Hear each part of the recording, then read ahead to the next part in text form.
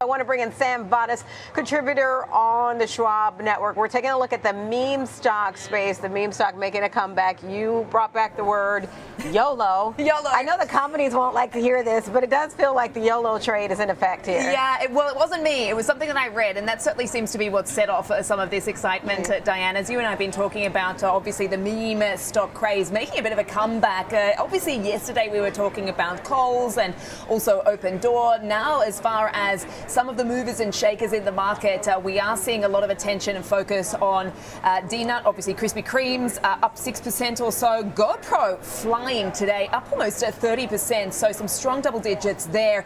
We are also seeing, as I mentioned, Kohl's coming off a 16% or so, and Opendoor also down 24% after that run-up we saw yesterday. Remember actually hitting a technical trading halt on that particular stock, and a lot of this, as I said, has been really generated by some of the coordination on social media, and I quote YOLO DNUT on one of the posts on Wall Street Bets reads. Obviously, because of that, it has very much been compared to GameStop. It's very much giving off those vibes, partying like it's 2021, as I've heard on the street. So it seems to be a lot of attention around this, but it was interesting when, I was listening to Nicole and Kevin even speaking about this morning. When she asked him what to make of it, he said, well, I have no idea. And I think that really just speaks to some of the head scratching that goes on here when you look at some of the notes that have hit my inbox over the last few weeks. As we've seen this sort of retail FOMO, those meme stocks are on the rise. It has been really some of the moves on absolutely no news, as traders say, just because they feel like it. And so what we saw with the issue with Kohl's, and you and I were discussing this this morning, Diane, was the fact that these retail investors seem to have caught on to the fact that these are heavily shorted stocks. And that begs the question, and I've heard about this, in the sort of trader talk this morning here on the floor about,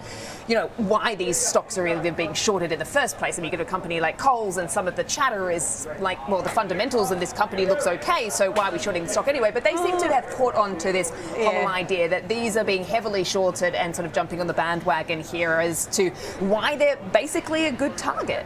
Well, I guess so. I mean, look, Kohl's has challenges, right? Yes. And I mean, it feels like they're trading to get Kohl's cash ultimately at the end of this one.